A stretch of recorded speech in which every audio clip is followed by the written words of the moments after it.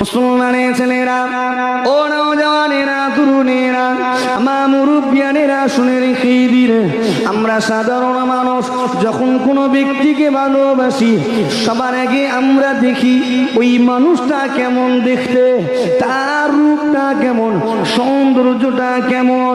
ও জি, শুনে রেখে দিন, আমার নবী পাকের রূপ সৌন্দর্যটা কেমন ছিল। সাহাবা হুজুর পূর্ণিমা রাত্রিতে একবার আকাশের চাঁদটা দিকে তাকান, আর একবার আমার নবী পাকের চেহারা মুবারকের দিকে তাকান।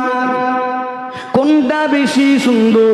আসমানের ওই চাঁদটা বেশি সুন্দর, নাকি আমার নবী পাকের চেহারা মুবারকটা বেশি সুন্দর? সাহাবা হুজুর কম্পেয়ার করতে লেগেছেন, তুলনা করতে লেগেছেন, কোনটা বেশি সুন্দর। একবার তো কম্পেয়ার করার পরে, তুলনা করার পরে সাহাবা হুজুর সিদ্ধান্ত নিলেন, আল্লাহ পাক ওই চাঁদের চেয়েও আমার নবীকে অনেক অনেক গুণ বেশি সুন্দর করেছে। ও জানেন আমার নবী পাকের রূপটা কেমন? আয়েশা সিদ্দিকা রাদিয়াল্লাহু তাআলা আনহা বলতেন গিয়েছেন, এই দুনিয়া মানুষেরা শোনো, আল্লাহ আমার নবীকে কেমন রূপ দিয়েছিলেন। আল্লাহ আমার নবীকে নূরুন আলা নূর বানিয়েছিলেন। জানারও বলেন, বাড়িতে আমি আমার পোশাকগুলোকে সেলাই করি। মায়েরা বাড়িতে হাত সুচ দিয়ে সেলাই করে না? ছেঁড়া কোনো পোশাক থাকলে, এখন প্রচলন অনেকটা উঠে গেছে, এখন আমরা চেঞ্জ করে নিই অনেক সময়, ঠিক না? হল ফেলে দিই, কোনো কাউকে দিয়ে দিই। কিন্তু মা বোনেরা, মুরব্বীরা আমি দেখেছি সেলাই করতেন। অনেক সময় সেলাই করতে করতে সুতো শেষ হয়ে গেলে হাত থেকে সুচ ফসকে যেত না? যেত না? যেত না। আম্মা জানা আয়েশা সিদ্দিকা রাদিয়াল্লাহু তাআলা আনহা বলতেন গিয়েছেন, আমার বাড়িতে আমি কাপড় সেলাই করছিলাম, আমার হাত থেকে সুচটা ফসকে জমিনে পড়ে গিয়েছে। আমি আয়েশা অপেক্ষা করতে গিয়েছি, কেননা আমার বাড়িটা অন্ধকার। আমি আয়েশা, আমার এই ছোট্ট কুটিরটা অন্ধকার। আমি হাতড়িয়ে হাতড়িয়ে হাতড়িয়ে হাতড়িয়ে সুচটার অনুসন্ধান করতে লাগলাম, কিন্তু যখন আমি সুচটাকে পেলাম না, অবশেষে অপেক্ষা করতে লাগলাম আমার নূরের নবী কখন আমার ছোট্ট কুটিরিতে তাশরীফ আনবেন, আমার মায়ার নবী, সোনার নবী কখন আমার বাড়িতে আসবেন। কেননা আমার নূরের নবী যখন আমার এই অন্ধকার কুটিরিটাতে প্রবেশ করেন, আমার অন্ধকার কুটিরিটা আমার নবীর নূরের আলোয় আলোকিত হয়ে যেত। আমার আম্মা জান বলেন, আমার নবী পাক যখন তাশরীফ আনলেন, আমার ঘরটা আলোকিত হয়ে গেল। সেই আলোতে আমি আমার হারিয়ে যাওয়া সোচটাকে কুড়িয়ে নিলাম। আমার আম্মা জান আরো বলেন, জগতের মানুষেরা শোনো, আমার নবী পাকের রূপটা কেমন ছিল, সৌন্দর্যটা কেমন ছিল। জগতের মানুষেরা শুনে রেখে দাও, মিশরের ওই নারীগুলো, মিশরের ওই মহিলাগুলো আমার ইউসুফ আলাইহিস সালামের রূপ সৌন্দর্য দেখে দিওয়ানা হয়ে গিয়েছিল। আমার ইউসুফ নবীর রূপ সৌন্দর্যে তারা মুগ্ধ হয়ে গিয়ে ফল কাটার পরিবর্তে নিজেদের হাতের অঙ্গুলি সমূহ কেটে ফেলেছিল। মনে আছে না? নেই? ফল কাটতে গিয়েছে, যখনই বলা হয়েছে কাটো, চালিয়েছে। ফল না কেটে কি কেটেছিল? আঙ্গুল। কারো একটা, কারো দুটো, কারো তিনটে, কারো চারটে। এই ঘটনা প্রসিদ্ধ, সবাই জানি। আমার আম্মা জান আয়েশা সিদ্দিকা রাদিয়াল্লাহু তাআলা আনহা বলতে লেগেছেন, মিশরের ওই নারীগুলো, মিশরের ওই সুন্দরী রমণীগুলো আমার ইউসুফ আলাইহিস সালামের রূপ সৌন্দর্যে মুগ্ধ হয়ে গিয়ে ফল কাটতে গিয়ে তারা তাদের হাতের অঙ্গুলি সমূহ কেটে ফেলেছিল। মিশরের ওই নারীগুলো একবার যদি আমার নূরের নবীকে দেখতে পেত, একবার যদি আমার নূরের নবীকে তাদের চামড়া চোখে দেখত, দেখার সাথে সাথে তারা তাদের হাতের অঙ্গুলি সমূহ কাটাতো দূরের কথা, তারা তাদের নিজেদের অজান্তে নিজেদের কলিজা গুলোকেই কেটে ফেলতো। জোরে হয় না সুবহানাল্লাহ। আল্লাহ আমার নবীকে তাহলে কেমন রূপ দিয়েছেন, যাকে দেখে মিশরের নারীরা নিজেদের কলিজা কেটে ফেলবে। এমনটা কে বলেছেন? আমি, স্বয়ং আম্মা জান বলেছেন। একবার জোরে হয় না, আর একটু আস্তে করে হয় না? রূপটা প্রথমে দেখি সাধারণ মানুষ, তো একটু বলে নিলাম। এরপরে আরো অনেক কিছু দেখি, তার বংশ কেমন, চরিত্র কেমন, চাল চলন কেমন, দেখি না দেখিনি? চলেন একটা সাধারণ মানুষকে যেই যেই কারণে ভালোবাসি ওই কারণগুলো আমার নবীর ক্ষেত্রে মেলাবো, দেখবো কেমন। ভালোবাসার অনেক যুক্তি দিতে পারবো আপনাকে। চলেন এগুলোর দিক থেকে আগে দেখি এগুলো মিলছে কিনা, আমার নবীর সাথে কেমন মেলে। আমরা অনেক সময় বংশ দেখি, বংশ দেখে ভালোবাসি। মুশফিকিন সিদ্দিকী দাদা পীরের বংশের ছেলে, অনেকে ভালোবাসে, অনেকে মোহাব্বত করে। চলেন আমার নবী পাকের বংশটা কেমন। প্রথম কথা বলে দিই আপনাকে, আল্লাহ পাকের কাছে কোনো বংশের গরম চলবে না। কথাটা ভুল বললাম না ঠিক বললাম? ঠিক বলেছি না ভুল বলেছি? বংশের বড়াই চলবে না। আল্লাহ দিয়েছেন, শুকরিয়া আদায় করো, কিন্তু গরম দেখাতে পারবে না। এটা দেখিয়ে নাজাতের লাইন খুঁজে পাওয়া যাবে না। তো যেটা বলতে চাইছি, আল্লাহ বংশ বানাননি, বংশটা মানুষ বানিয়েছে, আর আল্লাহ বানিয়েছেন মানুষ। একবার জোরে হয় না সুবহান। আল্লাহ কি বানিয়েছেন? মানুষ। আর মানুষ কি বানিয়েছে? বংশ। চালাকি করে উঁচু নিচে ভেদাভেদ, এটা মানুষের তৈরি করা, এটা আল্লাহর নয়। আল্লাহ আশরাফুল মাখলুকাত, সৃষ্টির সেরা বানিয়েছেন মানুষকে। কেন? তার প্রিয় হাবিবকে মানব রূপে প্রেরণ করেছেন বলে মানুষ হয়ে গেল সৃষ্টির সেরা। একবার জোরে হয় না সুবহান। যদি আল্লাহ তার প্রিয় হাবিবকে ফেরেশতাদের মধ্যে প্রেরণ করতেন, ফেরেশতারা হয়ে যেত আশরাফুল মাখলুকাত, সৃষ্টির সেরা। জিন জাতির মধ্যে পাঠালে জিন জাতি হয়ে যেত সৃষ্টির সেরা। যেহেতু মানব রূপে প্রেরণ করেছেন, তাই মানুষ হয়ে গেল সৃষ্টি জগতের সবচেয়ে সেরা। একবার জোরে হয় না সুবহান। এবার সেরা মাখলুকাত মানুষ, এরা নিজেদের মধ্যে অনেক বংশের ভাগ করেছে। এই বংশগুলোর মধ্য থেকে সবচেয়ে শ্রেষ্ঠ বংশটির নাম হলো কুরাইশ। সবচেয়ে সেরা বংশটির নাম কুরাইশ। আল্লাহ বেছে বেছে বেছে বেছে শ্রেষ্ঠ বংশ কুরাইশ বংশে আমার নবীকে পাঠালেন। জোরে হয় না সুবহান। এবারে এই কুরাইশ বংশে অনেকগুলো গোত্র আছে। আল্লাহ বাছাই করলেন এই গোত্র সমূহের মধ্যে শ্রেষ্ঠ গোত্রটির নাম হলো হাশেমি। আল্লাহ সেই গোত্রে আমার নবীকে পাঠালেন। জোরে হয় না সুবহান। এবারে অনেকগুলো পরিবার নিয়ে হয় একটা গোত্র। হাশেমি গোত্রে অনেক পরিবার আছে। আল্লাহ বাছাই করলেন কোন পরিবারটা সবচেয়ে সেরা। যে পরিবারের হাতে আল্লাহর কাবা বাইতুল্লাহ শরীফের দায়িত্ব, কাবা বাইতুল্লাহ শরীফের চাবি দিয়েছেন, সেই পরিবার হলো সবচেয়ে সম্মানিত, সবচেয়ে শ্রেষ্ঠ। আব্দুল মুত্তালিবের পরিবারে আল্লাহ আমার নবীকে পাঠালেন। জোরে হয় না সুবহান। বংশ, গোত্র, পরিবার সব দিক থেকে আমার নবীকে আল্লাহ সেরা জিনিসটা দিয়েছেন। এছাড়া আমার নবী পাকের হাদিস, আল্লাহ নবী বলছেন, আদম আলাইহিস সালাম থেকে নিয়ে আমার পিতা আব্দুল্লাহ পর্যন্ত আমার বংশে, আমার খানদানে কেউ কখনো জেনা করেনি, ব্যভিচার করেনি। আর জেনা ব্যভিচারের কারণে কারো জন্ম হয়নি। একবার জোরে হয় না সুবহান। আমার নবী পাক আরো বলছেন, আদম আলাইহিস সালাম থেকে নিয়ে আমার পিতা আব্দুল্লাহ পর্যন্ত আমার বংশে, আমার খানদানে কেউ কখনো কোনোদিনও আমার আল্লাহর সঙ্গে শিরিক করেনি। আরো একবার আস্তে করে হয় না? আর একটু আস্তে করে। তাহলে কেমন নসল আল্লাহ দিলেন, কেমন বংশে পাঠালেন, যে বংশে কেউ শিরককারী নেই, যে বংশে কেউ জেনাকারী নেই, জেনার কারণে কারো জন্ম হয়নি। এক কথায় হারামি কোনো সন্তান নেই, সব হালালি। যে বংশে, যাকে আল্লাহ সবচেয়ে শ্রেষ্ঠ বংশ দিলেন। আচ্ছা, এখানে একটা প্রশ্ন আসে, আল্লাহ ইচ্ছা করলে আমার নবীকে কোনো আম পরিবারে পাঠাতে পারতেন না পারতেন না? আমাদের মতো সাধারণ আম পরিবারে আল্লাহ পাঠিয়ে সেখান থেকে আবার তার হাবিবকে সবচেয়ে উঁচু জায়গায় পৌঁছাতে পারতেন না পারতেননি? হ্যাঁ না কিচ্ছু বলেন? পারতেন তো। আমি আগেই বলেছি মজলিসটা উল্টো সাজানো হয়েছে, কাছাকাছি থাকলে দুটো জবাব পেতাম, সুবিধে হতো। দূরে আছেন, এখন আপনার কাছ থেকে জবাব নিতে গেলে 3 সেকেন্ড পার হয়ে যাবে। তো আল্লাহ ইচ্ছা করলে তার হাবিবকে কোনো আম পরিবারে প্রেরণ করে সেখান থেকে আবার স্ট্যান্ড করাতে পারতেন একটা উঁচু জায়গায়, কিন্তু তা না করে সবচেয়ে শ্রেষ্ঠ বংশ, শ্রেষ্ঠ গোত্র, শ্রেষ্ঠ পরিবার কেন দিলেন? অনেক উত্তর আছে, মূল যেটা দিলে এক কথাই বুঝতে পারবেন সেটা বলি।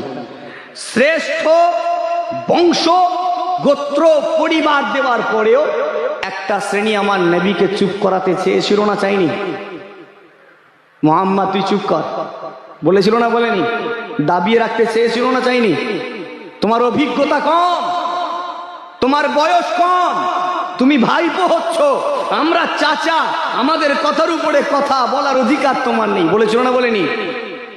তো সবচেয়ে সেরা পরিবার দেওয়ার পরেও আমার নবীর মুখ বন্ধ করতে তারা কম চেষ্টা করেনি। একবার চিন্তা করেছেন, মানুষের তৈরি কোনো আম পরিবারে যদি আল্লাহ আমার নবীকে পাঠাতেন, আবু জেহেল কি করত? এই মুহাম্মদ তুই তো ছোট লোক রে, কথা ঠিক বলছি না বল? আবুল আহাব বলতো তুই তো নিচু বংশ, তুই আবার মুখ লাড়ছিস কেন, চুপ কর, মুখ বন্ধ করে দিত। আমার আল্লাহ তার হাবিবকে ছোট করেননি, ছোট হতেও দেননি। একবার জোরে হয় না সুবহানাল্লাহ? এর জন্য সেরা জায়গা দিয়েছেন যাতে কেউ আমার নবীর দিকে আঙ্গুল তুলতে না পারে। মুসলমানের ছেলেরা, ও নওজওয়ানেরা, তরুণেরা, বিশ্ব নবী দিবস পালনকারী নবীরা কিনা শুনে রেখে দিন। সাধারণ মানুষ যখন একে অপরকে ভালোবাসি, আমরা অনেক সময় তারা চলাফেরাটা লক্ষ্য করি। এখনো আছে? অনেক সময় তারা চাল চলনটাকে খেয়াল করি, ওই ব্যক্তিটার চাল চলনটা কেমন, চলাফেরাটা কেমন। অনেক সময় লক্ষ্য করি তার আদর্শটা কেমন, তার চরিত্রটা কেমন।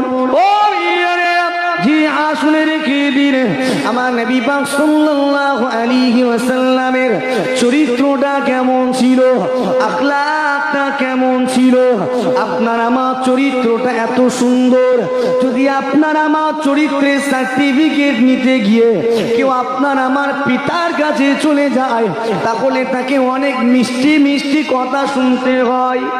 ঠিক বলছি না ভুল? হ্যাঁ, আমার সার্টিফিকেট নেবেন, আমার বাপের কাছে একবার যান, আমার খাতা খুলে দেবে, রেগে যাবে। ওর নাম একদম লিবিনি আমার কাছে, যদিও এমনটা নয়, উদাহরণ দেওয়ার জন্য বলছি। আমাদের চরিত্রটা এমনই, আমাদের পিতার কাছে যদি আমাদের চরিত্রের সার্টিফিকেট নিতে যায়, তারা খেপে যাবে না, যাবেনি? কথা বলছে না রে বাবু, কারণ তারা তো আমাদেরকে ভালো রকম চেনে, এই ছেলে কেমন। তো আমাদের বাপগুলো খেপে যাবে, চাচারা সব খেপে যাবে, ওর কথা বলবি না। এমন আমাদের চরিত্রের অবস্থা। আমার নবীর চরিত্র কেমন, আখলাক কেমন? মুসলমানের ছেলেরা, নওজওয়ানেরা, তরুণেরা, আপনার আমার চরিত্রের সার্টিফিকেট দেওয়ার জন্য আপনার আমার জন্মদাতার কাছে গেলে তারা সঙ্গে সঙ্গে আপনার আমার কথা শুনে রেগে যায়।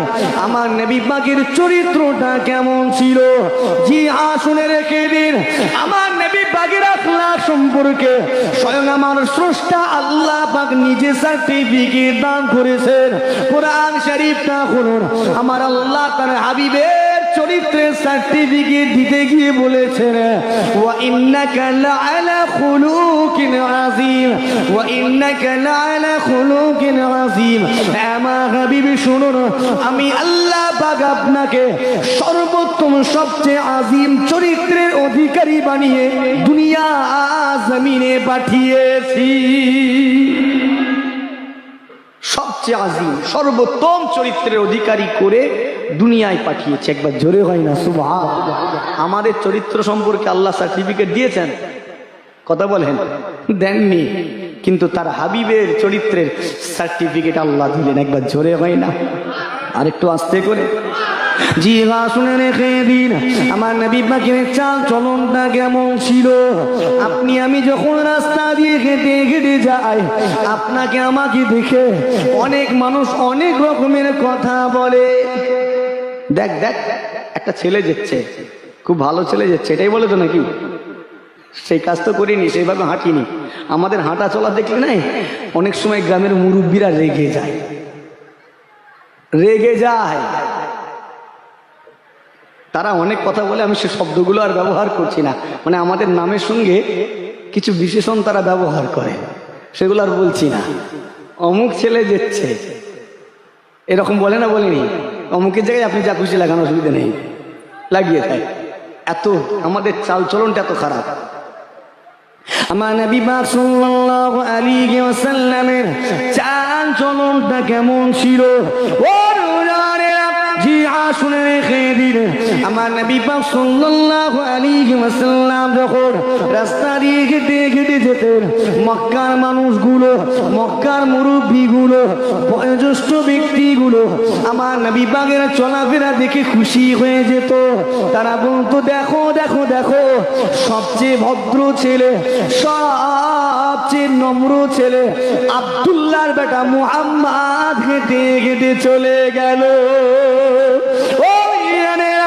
চলনটা কেমন? আল্লাহ পাকের কুরআন আমার আল্লাহ জানিয়ে দিলেন, ওয়া ইবাদুর রহমানাল্লাযীনা ইয়ামশুনা আলাল আরদি আওনান। যারা ইবাদুর রহমান হবে, আল্লাহ পাকের বান্দা হবে, তাদের চাল চলনটা কেমন হবে? তারা যখন রাস্তা দিয়ে হেঁটে হেঁটে যাবে, বুক ফুলিয়ে যাবে না, মেজাজ দেখিয়ে যাবে না, মাথায় পুট্টি বেঁধে যাবে না।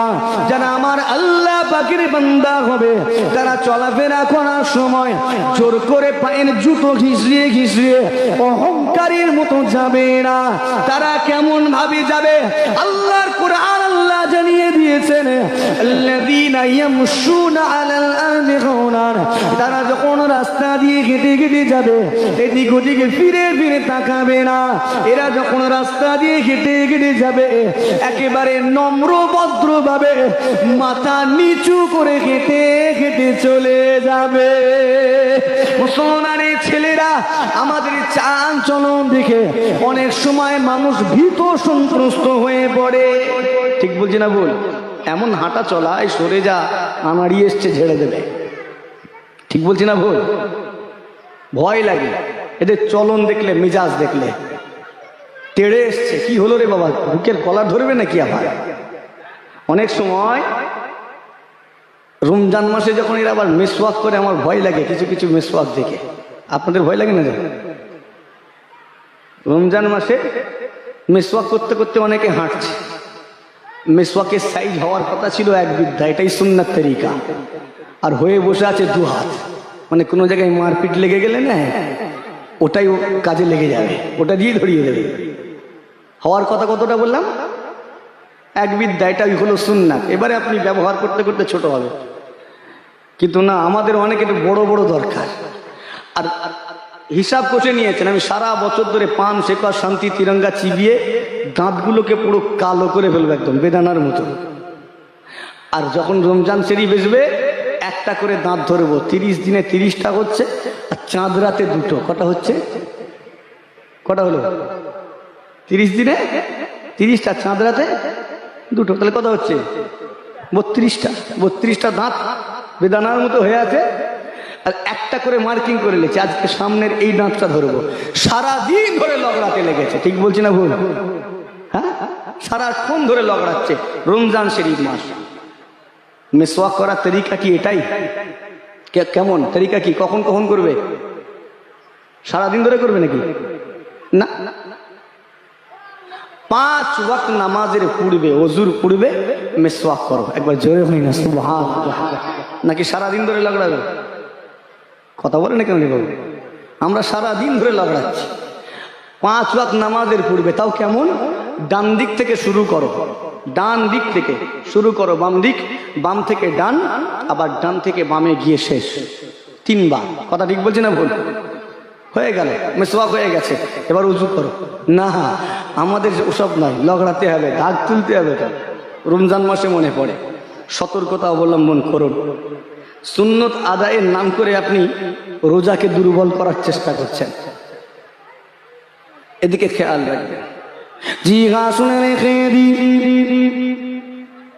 আমার নবী পাক সাল্লাল্লাহু আলাইহি ওয়াসাল্লামের চলাফেরাটা কেমন ছিল? ও মুজানেরা, আমার নবী পাক যখন রাস্তা দিয়ে হেঁটে গিয়েছেন, যে রাস্তা ধরে হেঁটে গিয়েছেন, সারাটা দিন ধরে ওই রাস্তাটা দিয়ে আল্লাহর জান্নাতি খুশবু বের হতে লেগেছে। সাহাবায়ে-কেরামগণেরা বা মদিনার মক্কার অন্যান্য ব্যক্তিগণেরা যখন রাস্তা দিয়ে হেঁটে যেতেন, তাদের নাকেতে নবী মুহাম্মাদের সুগন্ধি ভেসে আসতো। সঙ্গে সঙ্গে তারা বুঝতে পেরে যেতেন আজকে সারাটা দিনের মধ্যে কোনো না কোনো সময়, সারাটা দিনের মধ্যে কোনো না কোনো সময় আমার নবী মুহাম্মদ সাল্লাল্লাহু আলাইহি ওয়াসাল্লাম এই রাস্তা দিয়ে হেঁটে চলে গিয়েছে। আমরাও যখন কোনো রাস্তা দিয়ে যাই কিছু বের হয় না? খুশবু বেরোয় তো না ধোঁয়া বের হয়? হ্যাঁ, মোটর সাইকেলে এমন কান মুলেছে পুরো ধোঁয়ায় ধোঁয়া কান্দার, কেউ কিছু দেখতে পায়নি। আমরাও যখন যাই কিছু বের হয়। আমার নবী গিয়েছেন, খুশবু বের হয়েছে। আর আমরা যখন যাই, হ্যাঁ, মোটর সাইকেলে সাইলেন্সারের ধোঁয়াতে চোখ অন্ধকার। মুসলমানের ছেলেরা, আমরা অনেক সময় কোনো ব্যক্তিকে যখন ভালোবাসি, আমরা লক্ষ্য করি তার কথাবার্তাটা কেমন ভাবে কথা বলেন, বাচন ভঙ্গিটা কেমন। ও নওজওয়ানেরা, আমার নবী পাক সাল্লাল্লাহু আলাইহি ওয়াসাল্লামের কথাবার্তা কেমন ছিল এখানে বলে রাখি। আমরা অনেক সময় কথা বলি, ধনী মানুষকে গুরুত্ব দেই, গরিবটাকে অবহেলা করি। অনেক সময় কথাবার্তা বলি, বড় মানুষটাকে আমরা গুরুত্ব দেই, ছোট বাচ্চাটাকে গুরুত্ব দেই না। কিন্তু আমার নবী পাক এমনটা করেননি। আমার নবী পাক সাল্লাল্লাহু আলাইহি ওয়াসাল্লাম সবার সঙ্গে উত্তম রূপে কথাবার্তা বলতেন। জি শুনে রেখে দিন, প্রত্যেকটা মানুষকে সমানভাবে গুরুত্ব দিতেন। মানুষটা কেমন যদি জানতে চাও, তাহলে দেখো ওই মানুষটা বাচ্চাদের সঙ্গে কেমন আচরণ করে। ঠিক বলছি না ভুল? মানুষটার আচরণ কেমন জানতে চাও, বাচ্চাদের সঙ্গে কেমন ব্যবহার করে দেখো, ছোটদের সাথে, তাহলে বুঝতে পারবে। আমাদের অনেকে আছে না, বাচ্চাদের দেখলে সরে যা, দূর হয়ে যায়, এরকম করে না, কথা বলে না কেন, হ্যাঁ সরে যা, হাঁকার মারে তাড়া দেয়। আর এটা এমন বদ অভ্যাসে পরিণত হয়েছে না, মসজিদেও যদি বাচ্চারা ওঠে ওই মানুষগুলো তাড়া দেয়। ঠিক বললাম না ভুল বললাম? মসজিদেও বাচ্চা উঠে বললে তাড়া দেয়, এই সরে যা না, এরকম কেন? আপনি তাড়ালেন কোন অধিকারে? আপনাকে কে অধিকার দিয়েছে? মসজিদ থেকে বাচ্চাটাকে তাড়িয়ে দেওয়ার অধিকার আপনাকে কে দিয়েছে? আল্লাহ দিয়েছেন, আমার নবী দিয়েছেন, কোন হুজুর দিয়েছেন? কে দিয়েছে? তাড়ালেন কেন? না হুজুর, মসজিদে বাচ্চা ছেলেটা এসছে, নামাজের প্রবলেম হবে, পেশাব টেশাব করে দেবে। বাচ্চাটা যদি মসজিদে গিয়ে একটু ডিস্টার্ব করে, আপনার অসুবিধা কোথায়? আমার নামাজ দুর্বল, নামাজ ভেঙে যাবে। তাহলে আপনি নামাজি হতে পারেননি। যে নামাজ একটা বাচ্চা ছেলের চিৎকারে দুর্বল হয়ে যায়, মনোযোগ, যে নামাজের মনোযোগ নষ্ট হয়ে যায়, ওই নামাজটা নামাজ তো নাকি না অন্য কিছু? কিরকম মনোযোগ দিয়ে আপনি নামাজ পড়ছেন? আপনাকে আপনার নামাজের মনোযোগিতাটা কোথায়? একটা বাচ্চা ছেলে চিৎকার করছে, আপনার নামাজ ভেঙে যাচ্ছে। ওরকম নামাজ পড়ার দরকার নেই তো। নামাজ পড়ার মতো পড়তে হবে, এমন নামাজ আমি আল্লাহকে দেখছি, আল্লাহ আমাকে দেখছেন, আমি দেখতে পাইনি কিন্তু আমার আল্লাহ আমাকে দেখছেন। একবার জোরে হয় না সুবহানাল্লাহ। ফাইল্লাম তাকুন তারাহু, যদি তুমি আল্লাহকে দেখতে না পাও, ফাইন্নাহু ইয়ারাকা, তোমার আল্লাহ তোমাকে দেখছেন। নামাজ তো এইরকম হবে। আর এই নামাজ একটা বাচ্চা ছেলে গিয়ে পাখার সুইচ মেরে দিল, মোটরের সুইচ অন করে দিল, ওনারা নামাজের দিকে খেয়াল নেই, আল্লাহর দিকে খেয়াল নেই, বাচ্চা ছেলের দিকে খেয়াল, কারেন্টের মিটারের দিকে খেয়াল। ওই রকম নামাজ সংখ্যা, এইরকম নামাজির সংখ্যাটা আবার বেশি। মানে আমি এই ক্যাটাগরির নামাজি, এরকম নামাজিটা আবার বেশি। সতর্কতা অবলম্বন করো না, মসজিদে পেশাব করে দেবে। বাচ্চাটা যদি মসজিদে পেশাব করে দেয় ইসলামের ক্ষতি হয়ে যাবে না? ক্ষতি হবে তো? হ্যাঁ না কিছুই বলে না। ক্ষতি হবে না? কি ক্ষতি হবে? মুসল্লিরা এসে নামাজ পড়বে, নামাজ পড়তে পারবে না। বাচ্চাটা যদি মসজিদে গিয়ে পেশাব করে দেয়, এতে জানবেন আপনার একটা দিক ভালো রয়েছে। সেটা কি? আগামী প্রজন্ম হলো এই, ভবিষ্যৎ হলো এই বাচ্চা, এদের সঙ্গে মসজিদের সম্পর্ক আছে। একবার জোরে হয় না সুবহানাল্লাহ? সেজন্যই তো মসজিদে গিয়ে পেশাবটা করেছে। মসজিদে যদি গিয়ে বাচ্চাটা পেশাব করে দেয়, বাচ্চাটার এক জাররা পরিমাণও গুনাহ হবে না। হবে? কথা বলেন না কেন? এক জাররা পরিমাণও গুনাহ হবে না, বরং ও পেশাব করে দিয়েছে বলে আপনার নসিবটা খুলে গেল। কেন জানেন? সাফ করার মতো সুযোগ পেয়েছেন। এখানে অনেক মানুষ আছেন, বলেন তো জীবনে অন্তত একবার হলেও আল্লাহর ঘর মসজিদ যারা ঝাঁট দিয়েছেন একটু হাত তোলাবো। মসজিদ জীবনে একবার ঝাঁট দিয়েছেন এমন ব্যক্তিরা হাত তুলবেন। দিয়েছ? 1 2 3 4 জন, 5 6 আর 7 জন, 8টা হাত উঠেছে। আমি ঠিক গুনছি তো? 9টা হাত উঠেছে, থেকে থেকে তুলছে। বাকিরা দেননি। আমি এটাই ধরবো তো আপনার মনে, আমি এটাই ধরে নেবো। হাত যেহেতু ওঠেনি আমি কি ধরবো? বাকিরা দেয়নি। এখন আপনি লুকিয়ে রেখেছেন তো আপনার দোষ। 10টা হলো। তো এতগুলো মানুষ ইমানদার যাদের সম্পর্ক আল্লাহর ঘর মসজিদের সাথে, এই এতগুলো মানুষের মধ্য থেকে মাত্র 10 জন ব্যক্তি যারা জীবনে অন্তত একবার মসজিদ ঝাঁট দিয়েছে, বাকিগুলোর নেই। আমি এটাই ধরবো, যেহেতু হাত তুলেননি আমি এটাই ধরবো। বাকিগুলোর আমল নামা যদি ফারিস্তারা খোঁজে যে এর আমল নামায় মসজিদ ঝাঁট দেওয়ার সওয়াব আছে কিনা একটু খুঁজে দেখি, পাবে তো? একটু কথা বলেন, পাবে না?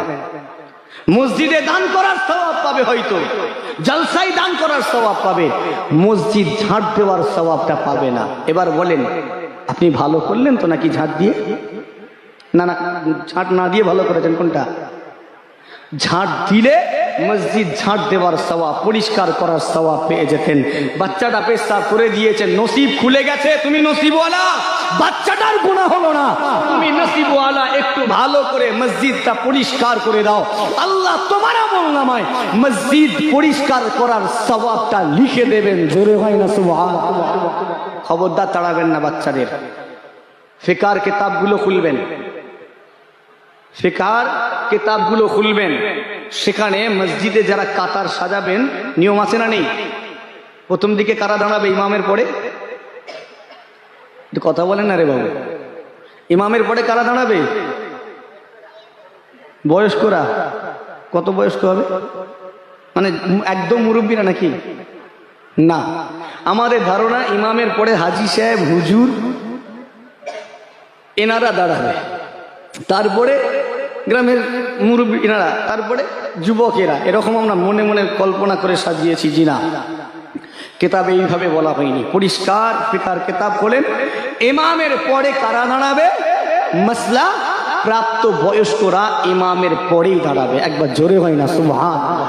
প্রাপ্ত বয়স্ক 12 বছর হয়ে গেলে ইসলামে সে প্রাপ্ত বয়স্ক, ওই ব্যক্তিটা মসজিদে ইমামের পরে দাঁড়ানোর অধিকার রাখে। এই প্রাপ্ত বয়স্কদের পরে পেছনের দিকে কারা দাঁড়াবে? ফিকার কিতাব খুলেন, মাসলা এর পরে দাঁড়াবে নাবালক বাচ্চারা। একবার জোরে হয় না সুবহানাল্লাহ? তাহলে বাচ্চাগুলোকে মসজিদে জায়গা দেওয়া হলো না হলো নি? শুধু মসজিদে দেওয়া হয়েছে না, জামাতের কাতারে দেওয়া হয়েছে। ওদেরকে জামাত থেকে বের করে দেওয়া হয়নি। আমার আল্লাহ এই বাচ্চাগুলোকে মসজিদের জামাতে দাঁড় করিয়েছেন। একবার জোরে হয় না সুবহানাল্লাহ? কাতারে দাঁড় করিয়েছেন, আর আপনি তাকে দূর দূর করে তাড়িয়ে দিলেন। এই অধিকার আপনাকে দিল কে? আর যদি অধিকার ছাড়া আপনি কাজ করেন, আপনি কঠিন গুনার কাজ করে জাহান্নামী হবেন। খবরদার এদেরকে তাড়িয়ে দেবেন না মসজিদ থেকে, খবরদার এমনটা করবেন না। মুসলমানের ছেলেরা, ও নওজওয়ানেরা, তরুণেরা, বিশ্ব নবী দিবস পালনকারী গণেরা, জি আসলে রেখে দিন আমার নবী পাকের কথাবার্তাটা কেমন ছিল সেই বিষয়ে আলোচনা রাখছি না। আমার নবী পাকের কথা এত সুমধুর ছিল, এতটাই মধু মাখা কথা ছিল, যখন আমার নবী পাক কথা বলতেন মক্কার মানুষগুলো, মক্কার কুফারে কুরাইশ গুলো দলে দলে দলে দলে আমার নবী পাকের সম্মুখে গিয়ে হাজির হয়ে আমার নূরের নবীর নূরের জবানের কথা তারা শুনতে থাকিতে। আমার নবী পাক সাল্লাল্লাহু আলাইহি ওয়াসাল্লামের কথাটা এতটাই সুমধুর ছিল, সাহাবায়ে কেরাম হুজুরগণেরা দিনের পর দিন অভুক্ত অবস্থায় কাটিয়ে দিতেন। সাহাবায়ে কেরাম হুজুরগণেরা দিনের পর দিন না খেয়ে না দে একেবারে অভুক্ত অবস্থায় কাটিয়ে দিতেন। তারা যখন আমার নবী পাকের নূরের জবান মুবারকের কথা শুনতেন, আল্লাহ পাক তাদের ক্ষুধা জ্বালা যন্ত্রণাটাকে মিটিয়ে দিতে। জোরে হয় না সুবহান। আমার নবী পাক যখন কথা বলতেন মক্কার বেদিনগুলো সেই কথা শুনে মুগ্ধ হয়ে গিয়ে হাতটা বাড়িয়ে দিয়ে বলতো, ইয়া রাসূলুল্লাহ আমাদেরকে কলেমা পড়িয়ে দিন। একবার জোরে হয় না সুবহান। কেমন কথা, মানুষ শুনে কলেমা পড়ে নিচ্ছে। কথা বুঝতে পারছেন না মনে হয়? আমাদের কথা শুনে মানুষ নামাজ পড়তে চায়নি, আর আমার নবী পাক সাল্লাল্লাহু আলাইহি ওয়াসাল্লামের আল্লাহ এমন কথা করেছেন মানুষ শুনে কলেমা পড়ে নাই। ঝোলে হয় না সুবহান। আবু জেহেল চিন্তায় পড়ে গেল, আবু লাহাব, উতবা, শাইবা, শিবা সব বসে গেল মিটিংয়ে। কি করা যায় বলতো? কেন? মুহাম্মাদের কথা যে শোনে সেই মুহাম্মাদের পাগল হয়ে যায়। একবার জোরে হয় না সুবহানাল্লাহ। মুহাম্মাদের কথা যে শোনে সেই মুহাম্মাদের প্রেমে পড়ে যায়, সেই মুহাম্মাদের হাতে হাত দিয়ে কলেমা পড়ে নাই। কি ব্যাপার বলতো? আল্লাহ আমার নবী পাকের কথা এতটাই সুন্দর করেছেন। একবার জোরে হয় না সুবহান। আটকাতে হবে না, হবে নি মানুষকে? হ্যাঁ, আটকাতে হবে। তবু উপায় জানি, সেটা কি বলেন তো? অপবাদ, ঠিক বলছি না ভুল? ইলজাম দাও। আমার নবীকে আটকানোর জন্য উটের ভুঁড়ি নিয়ে গিয়ে চাপিয়ে দিল, আটকাতে পারলো না। বিশাল কুয়া খুঁড়ে রাখলো, আটকাতে পারলো না, নিজেই গর্তে পড়ে গেল। আমার নবীকে আটকানোর বহু কৌশল অবলম্বন করে যখন সফল হতে পারেনি, তখন আমার নবীকে আটকানোর সহজ উপায় অপবাদ দাও। এখন বর্তমানে আমরা একই কাজ করি। কেউ ধরেন মসজিদে খেদমত করছে, আপনার রাগ হলো, আটকাতে পাচ্ছেন না, তাকে কমিটি থেকে সরাতে পাচ্ছেন না, বারবার করে কৌশল করে মিটিং ডাকছেন, কেউ সরাতে চাইছে না। কি করলেন? লাস্টে অপবাদ দিয়ে দেন, বলে দেন ও মসজিদের টাকা ঝেড়ে বাড়ি করছে, ও আর থাকবে কমিটিতে? কথা বলে বলবে বাবা দরকার নেই, আল্লাহর কাজ করতে এসেছি, এত বদনাম নিতে পারবো নি, তোরা সামলা। ছেড়ে দেবে না, দেবেনি? মাদ্রাসার খেদমত করছে, সরাতে আর পাচ্ছে না। কেন? ওকে সরালে আমি গেলে আমি তো ঝেড়ে খাবো, সরাতে পাচ্ছি না, কি করব? বলে দেবো মাদ্রাসার চাঁদা তুলে তুলে পেট ভরছে, ও আর থাকবে না, বলবে বদনাম পারবো নি নিতে, বাবা তোরা সামলা, ছেড়ে দেবে। তো এরাও দেখলো যে আটকানো যাচ্ছে না, ছড়িয়ে দাও চারিদিকে, মুহাম্মদ হলো জাদুকর। ছড়িয়েছিল না? ছড়ায়নি? ইলজাম দিল মুহাম্মদ জাদুকর। আর এই অপবাদটা দেওয়ার জন্য ওরা মিটিং ডেকেছে। কার বাড়ি মিটিং ডাকা হলো? ওয়ালিদ ইবনে মুগীরা। বহুবার নামগুলো শুনেছেন আপনারা। ওয়ালিদ ইবনে মুগীরা, যার বিষয়ে আল্লাহ কোরআন শরীফে আয়াত দিয়েছেন, যার 10টা বদ গুণের কথা আল্লাহ